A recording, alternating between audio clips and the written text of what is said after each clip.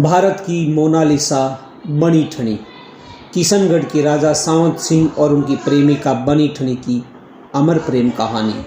ये प्रेम की वही अमर गाथा है जो रोमियो जूलियट की दाद को फीका करती है, जो हीर रांझा के प्रेम से परे हैं, जिसमें सलीम अनारकली जैसी लड़ाई तो नहीं है, लेकिन प्रेम के लिए त्याग किया जाने वाला जद्दोजहद है। ये कहानी शुरू होती है 18वीं शताब्दी में किशनगढ़ के महाराजा सावंत सिंह और उनकी दासी रसिक बिहारी के बीच। सावंत सिंह खुद कला और सौंदर्य प्रेमी थे।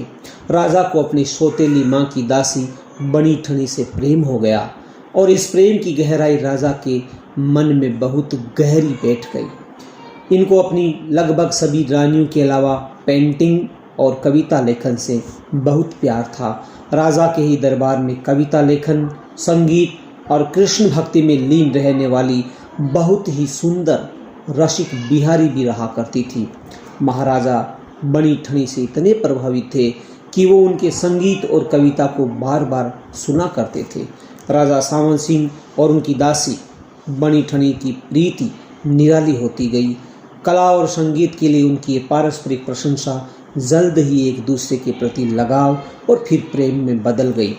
राजा के आदेश का पालन करते हुए उन्हीं के राज चित्रकार निहाल चंद ने अपनी उत्कृष्ट कला के माध्यम से उनकी विहंगम जोड़ी को किशनगढ़ के राधा कृष्ण के भव्य स्वरूप में चित्रित कर अमर कर दिया।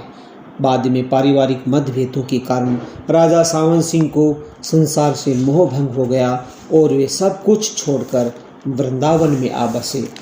बनी ठनी भी उनके साथ वृंदावन में आ बसी। दोनों नागरी कुंज में रहकर भगवत भजन करने लगे। कृष्ण भक्ति में सावंत सिंह ही नागरीदास कहलाए और बनी ठनी रसिक बिहारी बनी।